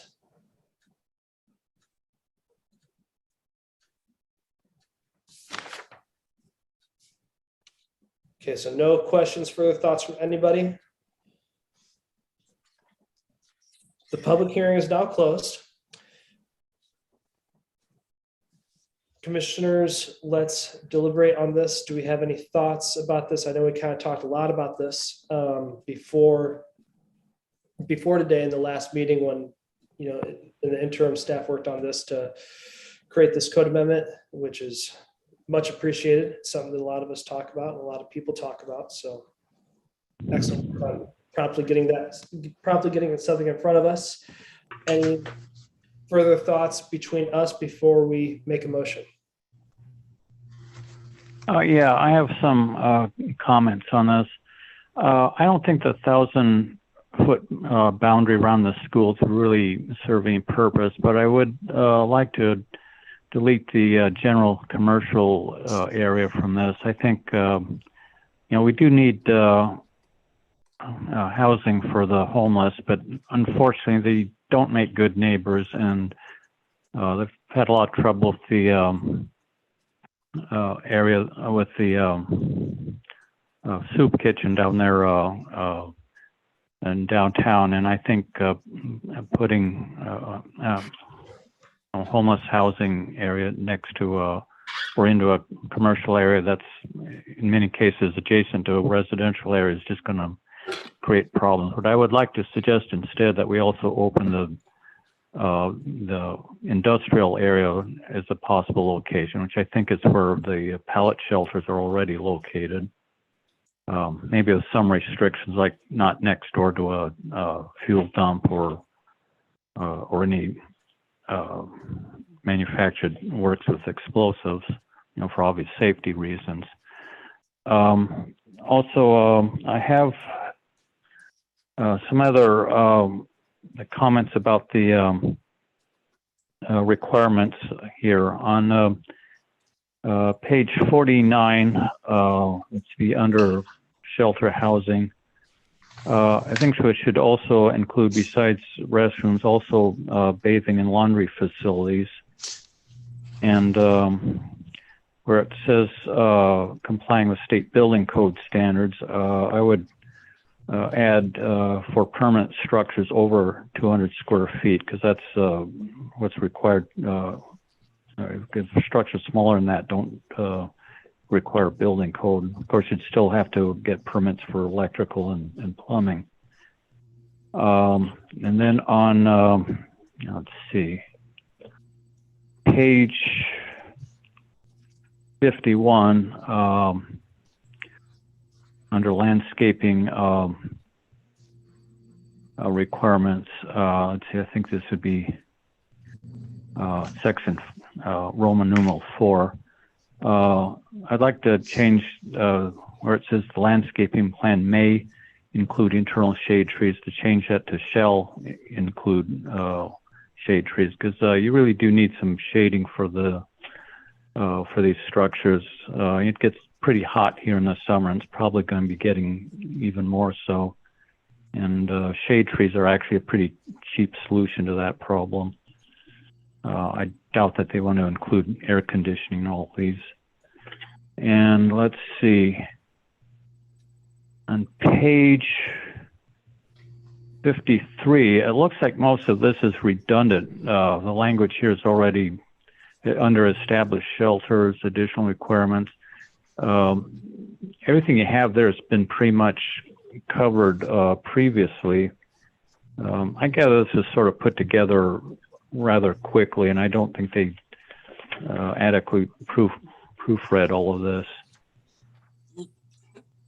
So those are basically the only comments that I have on it. Oh, also on the concerning walkways and driveways, I'm trying to see what section that was in.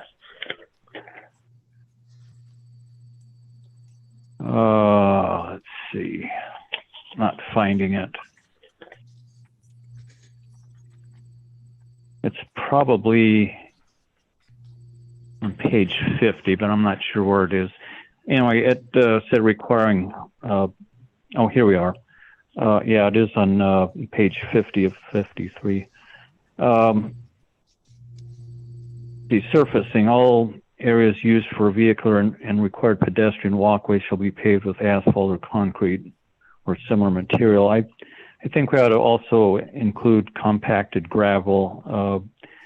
These are mostly going to be put together, I think, by non-charitable organizations, and they really don't have a whole lot of money to work with, and there's very little, if any, federal money coming for this type of thing. So I think, allowing them to use gravel, at least so that you're not walking in the mud, would suffice, and it would save a lot of money. So those are the only comments that I have on this.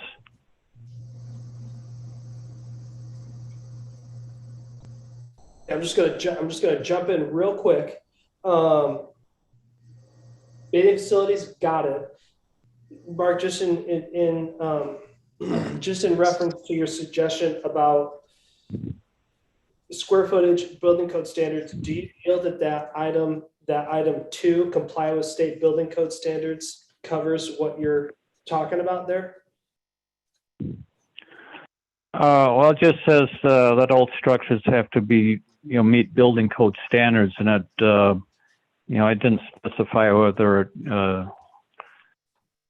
it's just the ones over 200 square feet, or if it would be all of them, or including permanent and temporary. So I think maybe just to clean up that, to avoid confusion, just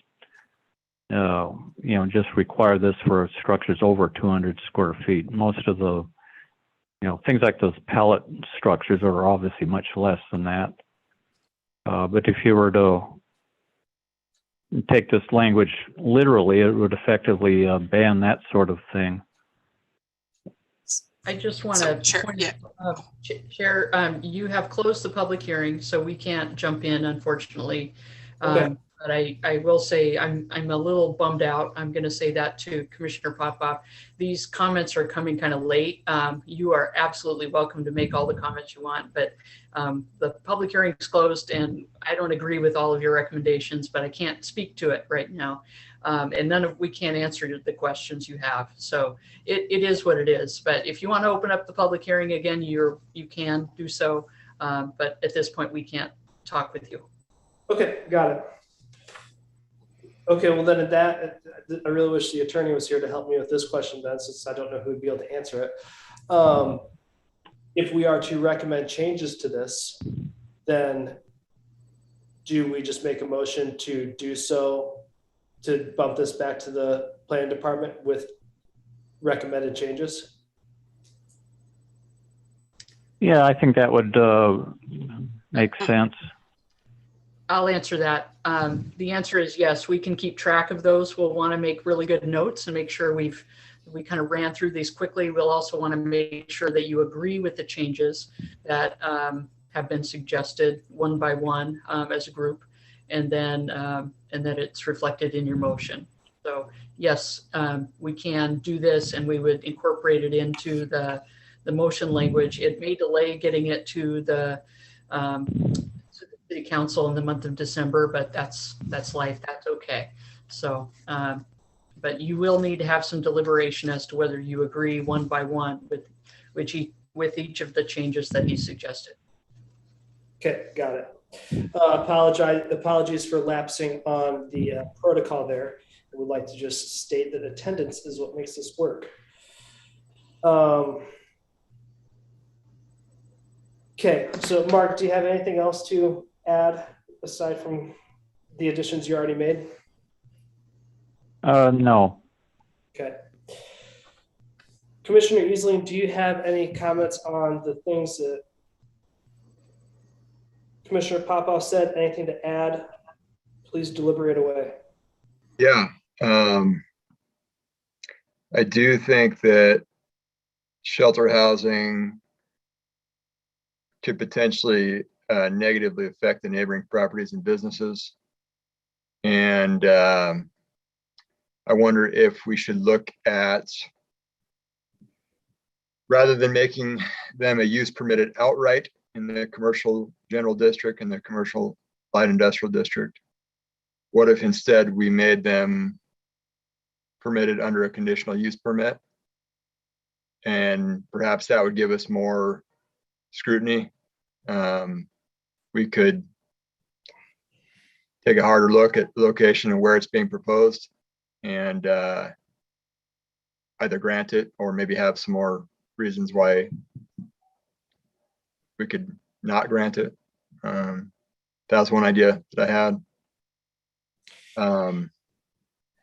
And I don't know what the state law said about what we need to put in the code here. Maybe there's a reason why it's written the way it is. So I guess maybe I should ask that question to staff earlier. Can I ask a question to staff at this time? I guess I'm a little unfamiliar with I can't right now. Okay. No, you could open the hearing and we can answer questions then. Let's get some thoughts from everybody and deliberate among ourselves. And we feel like we need to reopen the public hearing at that time, we can do so. Okay. So the last thing that I had was, I guess I like the school buffers idea just for a matter of safety. So that's my 2 cents on that. Even if the school buffers are only applicable to one school, we're talking. Yeah. Yeah. Okay. Do you think that the conditional use permit in the general commercial zone would allow for, hey, here's this conditional use that we want to do. You send out your notices to neighboring properties. That way that decision can kind of be influenced by the neighbors and stuff. Yeah, I think it would give the neighbors more voice. And I guess I don't know what, if it was under a conditional use permit, I think it would have to come to this committee each time that was proposed, and what grounds do we have to deny it? I guess that's the other question. So it's just food for thought rather than making it a use permitted outright, because then, I worry that an organization could have a parcel that maybe the community doesn't really want it there, but it says it's permitted outright. So that's, so. Okay. Commissioner Masher, any deliberations? Yeah, I kind of feel like we've been around this plate a few times already, and so I have to agree. It's a little disconcerting that it feels like we're taking a big step back when this has been deliberated pretty extensively before already. So I am in favor of the staff recommendation. Okay. So you feel that it's fine the way it is and just get on with it? Yeah.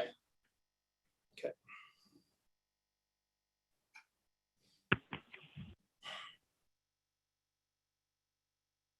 I think the conditional use permit idea would probably be a good one.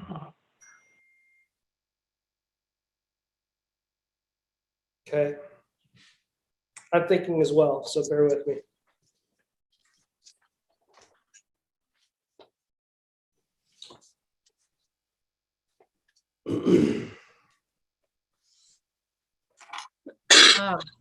I have an idea, Chair. There are 2 of us here that aren't feeling very well tonight, and that includes me, but most importantly, Dawn. I don't necessarily want to delay this decision, but it may be that we could take a summary and then come back and continue the hearing to the next date, and we discuss these questions. That's one option. When our heads are a little clearer, or we can power through. It's just whatever you prefer to do, and it looks like Dawn might prefer that. Okay. Yeah, I'd be willing to second that. Second what? Oh, I'm, continuing on to a later date, maybe next regular meeting, because it's already getting towards 7:30. We've been at this for 2 hours already. Yep, it's a big one. We're going to wrap this up in 5 minutes. I am going to reopen, if I may, I'm going to reopen the public hearing, and we're only going to ask 2 questions. I'd like to reopen the public hearing, if that's okay. Who says that's okay? Like, who makes that okay? So We do? yes. Okay, we do. Conditional use is conditional use permit in general commercial. How does that process work? Real quick. Okay, so before I answer that question, I want to also remind you in the first part, when I provided some discussion regarding House bill, we currently have a House bill that's in play right now that allows everything we're talking about to move into our commercial light industrial and our commercial general zones right now. So they could move in right now under this for residential, and in residential, they can move anywhere. They can go in, and as long as they're established prior to the expiration, they won't have to do anything additional. So that's under that House bill. So what we're trying to do is get ahead of it. So in terms of conditional use permits, so again, going back to that House bill requires them to be permitted outright. So what council had directed staff to do was to take a look at making these permitted outright. So what the question you're asking, a conditional use permit is not a permitted outright use. It's actually a conditional use. So the conditional use, Commissioner Easling, you are correct. It would come to you each time. So a conditional use permit, basically we take a look at all of the additional potential impacts that may have on that neighborhood, in addition to a standard, all of the standards that we provided to you. So we provided commercial general temporary standards as well as permanent standards. So it depends on what the use would be. If it's conditional use permit, those standards would apply, and then there'd be additional impact standards, noise, nuisance, abatement, vibration, just some of those additional nuisances that you as a planning commission would be making that decision. So again, that would be a conditional use that would not be permitted outright. Good question. If the state permits it outright, can a city overlay a conditional use on that, or does the state win? So right now with that House bill, the state, that rule is what we have to follow. So whether our ordinance says that right now, which it doesn't, and that's what we're trying to take a look at, maybe making this a permanent thing so that it's not going to expire. So right now we have to. We can't say that those uses cannot go in areas. Got it. Okay. Mm-hmm. And I just, in terms of what the council goal was, the council, I believe they want to create a permitted use opportunity in some portion of the city so that it doesn't have to go to a hearing, and so that we aren't creating this potential NIMBY opportunity or not in my backyard opportunity at hearings before the planning commission. And we want to create the standards by which they might be acceptable. Okay. Is that clear for everyone? Go ahead, Commissioner Masher.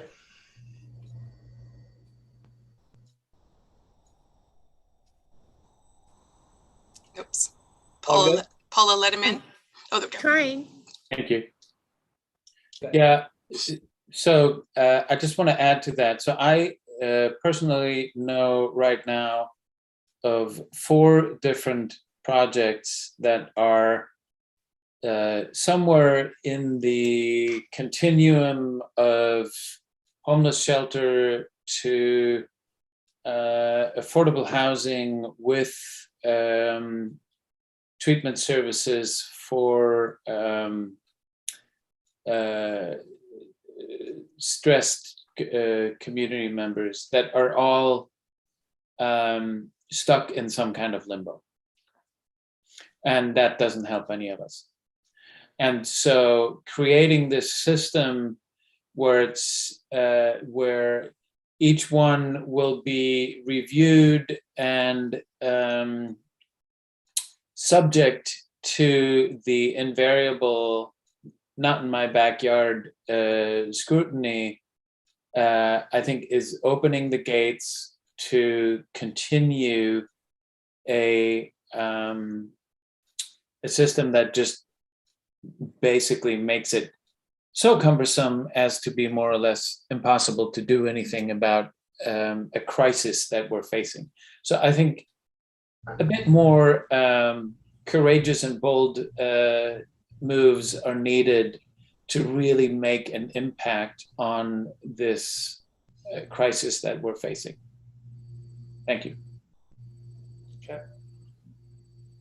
So Chair Cornett, I want to add to that. This is actually the second time that the House bills come through. They had an emergency order during the COVID pandemic, and then they did some, I want to say some major tweaking. Correct me if I'm wrong, Alice, but when they came through for the House Bill 2006, they really, 2006, they really bumped it up and broadened, some limitations and regulations so that it could be applied more favorably in communities throughout Oregon. Okay. Any other thoughts or questions specific to the conditional use process? Okay. To clarify, page 49, section A, number 29, shelter housing. Right now, shelter housing does not require bathing facilities. Is that correct?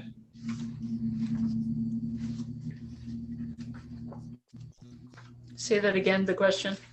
On page 49, Uh-huh. 10506-020, section A, number 29, shelter housing. Established and seasonal shelters shall provide sleeping and restroom facilities for the clients. That is not requiring at this time bathing facilities, correct? Bathing facilities are not required in the way this is written. I think we intended it to include showers, but I think that's a very fine clarification. Okay. So we can include that language with no trouble. Okay, sounds good. I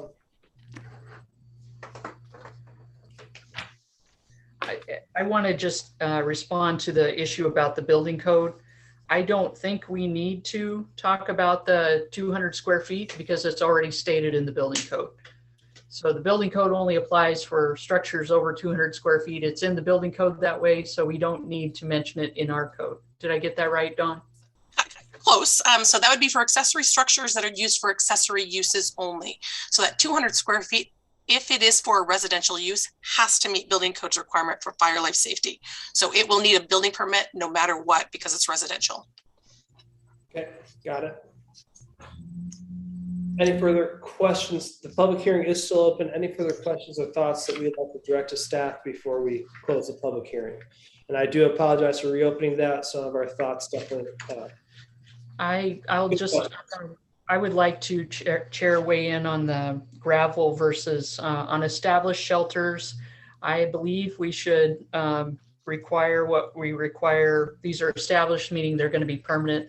I believe we should require what we do of private developers, and that is we require paving. So I think I don't want to, if it's temporary, I agree with that. But if it's permanent, I really believe they should be putting in asphalt, concrete, or similar material, durable material. Okay. Chair Cornett, I just wanted to, Commissioner Popoff had mentioned that this was repetitive. So it is repetitive. So what I provided to you, and maybe I should have detailed that at the beginning, is I provided you the changes to the CG section and then the changes to the CLI section. So basically it is the same thing. It's just, it shows in the different zoning sections. Okay.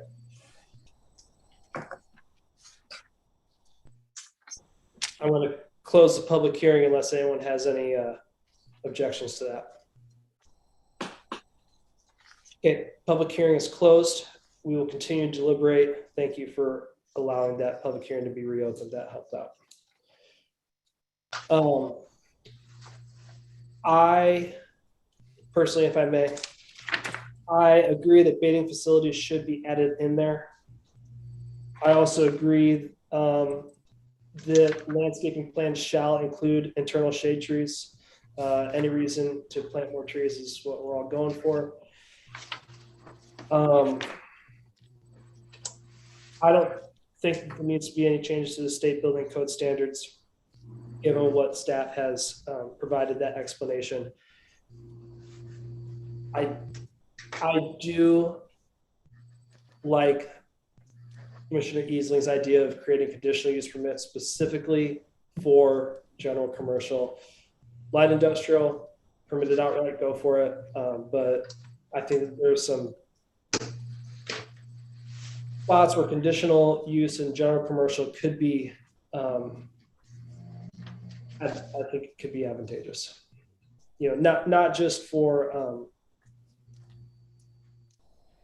not for saying no, and not for the opportunity for people to say no, but just for an opportunity for people to make it better. So.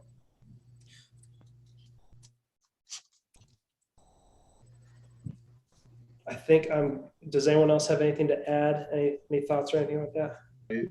I agree with everything that you just said, bullet by bullet. Okay.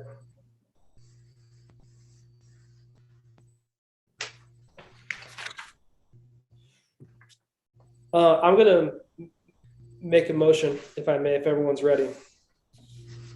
Let me get to my things here. All right.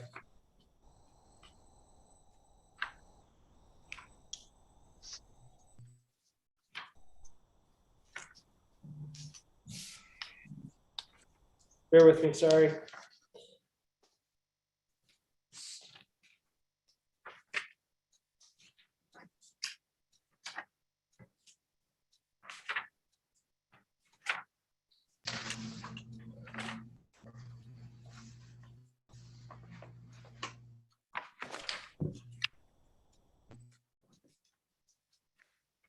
Turn the pages.